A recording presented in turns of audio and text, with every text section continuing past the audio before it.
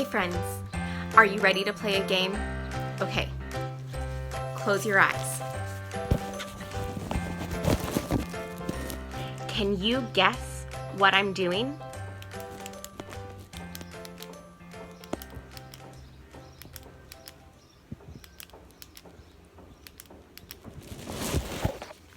Could you guess? What do you think it was?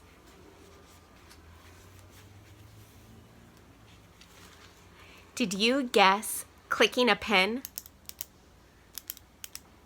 I'm doing it into the microphone now. Is that what you guessed?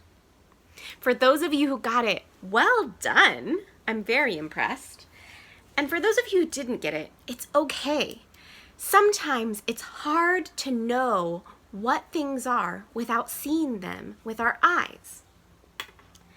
And that reminds me of a story in the Bible.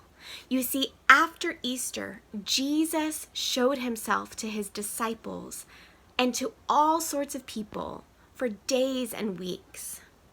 In one story that we can find in the book of John, chapter 20, Jesus shows up to see his disciples, but one of them is missing, Thomas. And so when Thomas comes back, his friends tell him the Lord was here, and Thomas doesn't believe them. Thomas, in fact, says, unless I am able to touch his wounds, touch the holes in his hands and his feet, and touch the sword piercing in his side, I will not believe that he has come back to life. And so let me read you what happened.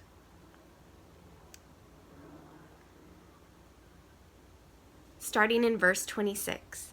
A week later, his disciples were in the house again, and Thomas was with them. Though the doors were locked, Jesus came and stood among them and said, "Peace be with you." Then he said to Thomas, "Put your finger here. See my hands? Reach out your hand and put it into my side. Stop doubting and believe." Thomas said to him, "My Lord and my God." Then Jesus told him, "Because you have seen me, you have believed. Blessed are those who have not seen and yet have believed." You see, Jesus was telling Thomas and telling his friends that there would be thousands and millions of people who would come to believe in Jesus as their Lord and Savior and come to know the truth of the resurrection without ever having seen Jesus. Can you imagine believing in, I don't know, your dog or leprechauns without ever seeing them? And yet that's what we do in our belief in Jesus. And Jesus calls us blessed. We are blessed by Jesus because we believe without ever having seen him. Now, friends, we will see Jesus someday. But right now, when you experience doubt like Thomas, I want you to remember Jesus' words that you are blessed because you believe without ever having seen Jesus in the flesh. And trust that someday you will see him, because Jesus' resurrection was not just for his own body, but it was for ours too.